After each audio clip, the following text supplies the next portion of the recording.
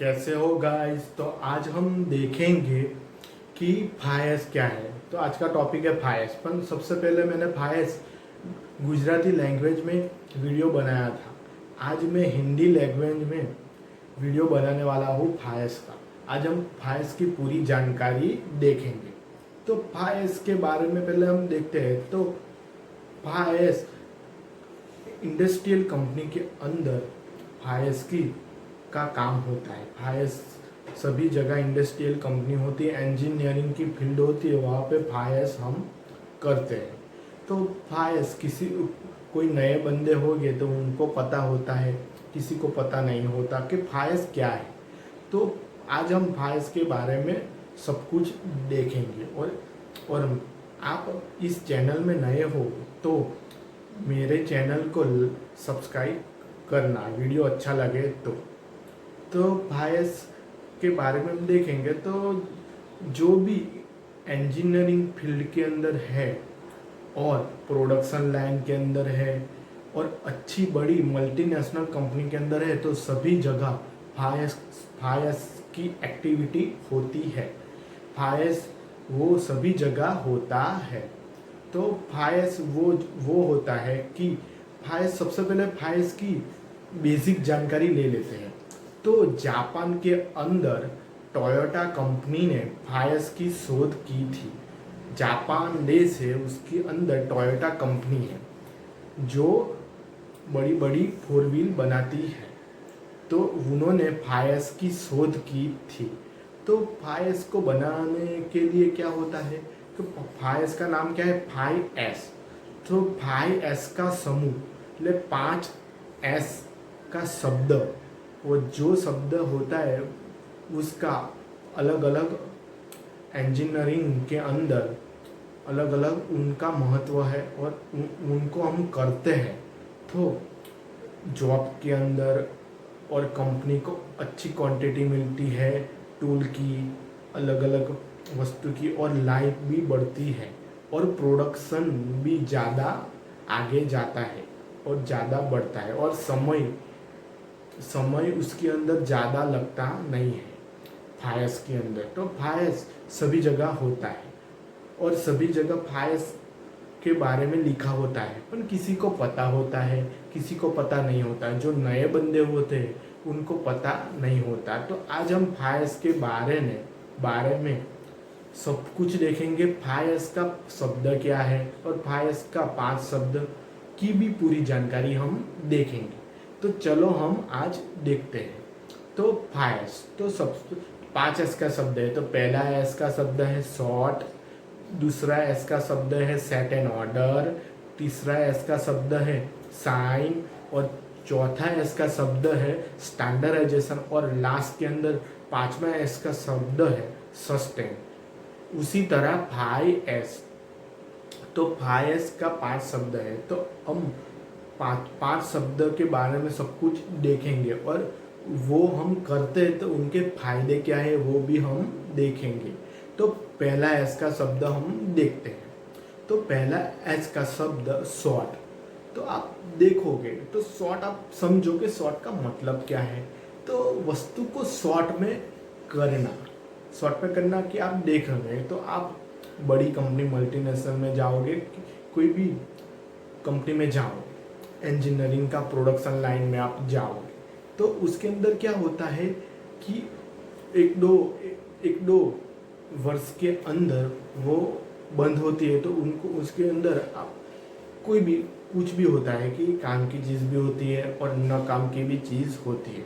दो होता है कि काम की भी अंदर चीज़ होती है, तो हमको पहले देखने का कि काम की चीज़ का क्या है और न काम की चीज़ है वो क्या है। तो वो दोनों हम देखेंगे और दोनों को सॉर्ट करने का कि दोनों को अलग करने का, काम की चीज़ को एक तरफ करने का और न काम की चीज़ को एक तरफ करने का। तो उसको क्या बोलते हैं, सॉर्ट। तो फायस ऐसा नहीं कि इंडस्ट्रियल कंपनी में यूज़ होता है, ये सभी जगह यूज़ होता है। किसी को पता नहीं होता, वो करते हैं, वो उनको पता नहीं होता, किसी को पता होता है। तो वो आप समझो, शॉर्ट का मतलब हम हमारे घर में देखते हैं कि मेरा घर है, तो मेरे घर में 2-3 साल के बाद मैं आया हूँ, तो वहाँ पे बिखरा पड़ा है सभी सामान। तो काम की चीज़ का भी सामान होगा और ना काम की, मेरी टी शर्ट भी काम की भी होगी और ना काम की भी टी शर्ट होगी, शर्ट होगा, अलग अलग घर का सामान भी हो सकता है। तो वो दोनों को पहले समझने का, देखने का कि ये काम की चीज़ कौन सी है और ना काम की चीज़ कौन सी है। तो काम की चीज़ को एक तरफ करने का और ना काम की चीज़ को भी एक तरफ करने का, तो क्या हो गया, शॉर्ट हो गया। तो ये शब्द आप समझो कि पहला एस क्या कहने वाला है। तो सबको शॉर्ट करने का, पहले कुछ भी करने का है कंपनी के अंदर, कंपनी को देखने का है तो पहला शॉर्ट कर देने का। शॉर्ट करने के बाद दूसरे एस का शब्द है सेट एंड ऑर्डर। तो सेट एंड ऑर्डर क्या है, तो आप देखोगे तो ये जब काम की चीज़ है उसके अंदर अलग अलग भी होगा। आप इंजीनियरिंग फील्ड के अंदर सभी मल्टीनेशनल कंपनी में और सभी कंपनी में देखोगे तो उनके अंदर अलग अलग मटेरियल होगा, अलग अलग बोल्ट होगा, अलग अलग नट होगा, अलग अलग चीज़ होगी।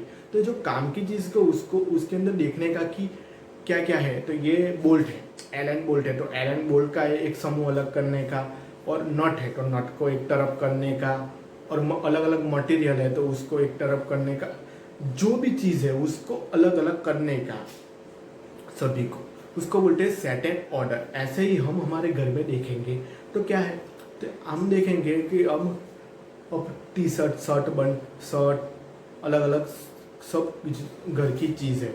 तो उसको क्या करने का, टी शर्ट को एक तरफ करने का, शर्ट को एक तरफ करने का, पैंट को एक तरफ करने का, ये सबको एक अलग अलग करने का, उसको क्या बोलते हैं, दूसरे इसका शब्द को, इसको बोलते हैं सेट एंड ऑर्डर। तो सेट एंड ऑर्डर करने का, सेट करने का, सेट करेंगे तभी तो हम पता चलेगा काम की जिसके अंदर क्या क्या है। और तीसरे एस का शब्द है साइन। तो आप देखोगे कि साइन क्या है, तो आप समझो कि साइन का मतलब क्या है। तो हम देखेंगे तो साइन का मतलब होता है क्लीन करना। तो हम देखेंगे सभी मल्टीनेशनल कंपनी में तीसरे एस के अंदर क्या करते हैं कि वो सब कितने समय से रखी होती है तो उसको क्लीन करना होता है, वो थोड़ा ख़राब हो जाती है और उसके अंदर डस्ट लग जाता है। तो वो सभी डस्ट को अच्छी तरह से, वो सब टूल मटेरियल अलग अलग चीज़ को अच्छी तरह से क्लीन करने का, उसकी वो जो हम क्लीन करेंगे तो उसकी लाइफ बढ़ेगी और वो अच्छी तरह से चलेगा। अब नहीं करते तो क्या होता है, उसकी लाइफ घट जाती है और वो भी नई यूज़ होती आगे जाके, वो भी खराब हो जाती है, इसलिए उसको एक तरफ करने का। तो साइन का मतलब तुरंत आपको पता तो चल गया होगा। ऐसे ही हम देखेंगे तो हमारी शर्ट, टी शर्ट और पैंट, वो सभी चीज़ जिस हम हमारे घर में पड़ी होती है तो वो सब कितने तरह से हो जाती है, तो उसके अंदर डस्ट लग जाता है, वो ख़राब हो जाती है, तो उसको हमें धोना पड़ता है। तो ऐसे ही क्लीन करने का मतलब होता है। मैं आपको घर के बारे में इसलिए बताऊँ कि ये शब्द ऐसा नहीं है कि इंडस्ट्रियल कंपनी के अंदर यूज़ होता है, ये सभी जगह यूज़ होता है, पर किसी को पता होता है। हम सब ये घर में भी करते हैं पर हमको पता नहीं होता। पर आप समझो तो हम हमारे घर के बारे में भी समझ सकते हैं फायर्स को। मैं इसलिए उनके साथ हमारे घर के बारे में भी मैं इसके अंदर बता रहा हूँ। और चौथा एस का शब्द है स्टैंडर्डाइजेशन। तो स्टैंडर्डाइजेशन क्या है, तो स्टैंडर्डाइजेशन आप देखोगे तो स्टैंडर्डाइजेशन का मतलब क्या होता है, ये सब तो आपने कर दिया। पर हमने इंडस्ट्रियल कंपनी के अंदर, मल्टीनेशनल कंपनी के अंदर देखा कि एलन बोल्ट है, मटेरियल अलग अलग चीज़ है, पर हम एलन बोल्ट के बारे में पहले समझते हैं। तो एलन बोल्ट है तो एलन बोल्ट का भी अलग अलग बोल्ट होता है। M3 का बोल्ट होता है, M4 का बोल्ट होता है, M6 का बोल्ट होता है, M8 का बोल्ट होता है, M10 का बोल्ट होता है, सभी अलग अलग प्रकार के बोल्ट है। तो हमको स्टैंडर्डाइजेशन करेंगे तो जब वो चीज़ चाहिए तो हमको टाइम ज़्यादा नहीं लगेगा। अब समझो कि मैं नया बंदा हूँ कंपनी के अंदर, मेरे को उसके अंदर वो पता नहीं है और मेरे को बोला है M6 का बोल्ट आप लेके आओ, हमको ज़रूरत है, समय मत लगाना। तो हम उसके एक बॉक्स के अंदर सेट ऑर्डर किया हुआ है, पर उसके अंदर M3 का बोल्ट है, M6 का बोल्ट है, M5 का बोल्ट है। तो उसके अंदर M6 का बोल्ट, सभी अलग अलग प्रकार के बोल्ट हैं एलन के अंदर, M3, M4, M5। तो उसके अंदर देर लगेगी, इसलिए हमको समय नहीं लगे, इसलिए वो स्टैंडर्डाइजेशन भी फिर करना होता है कि M3 का बोल्ट का बॉक्स अलग, M4 का एलन बोल्ट लिख देने का और M3 का बोल्ट, M4 का बोल्ट। तो हमको बोला कि M6 का बोल्ट लेके आओ, तो मैं जाऊँगा देखूंगा एलन बोल्ट M6 लेके आ जाऊंगा, उसके अंदर समय नहीं लगेगा। इसलिए स्टैंडर्डाइजेशन सभी जगह, सभी मल्टीनेशनल कंपनी में स्टैंडर्डाइजेशन की का उपयोग होता है। तो स्टैंडर्डाइजेशन बहुत जरूरी है। फाइनेंस के अंदर सबसे ज़्यादा सभी एस का महत्व है और स्टैंडर्डाइजेशन का भी महत्व है। स्टैंडर्डाइजेशन करेंगे तभी समय ज़्यादा नहीं लगेगा।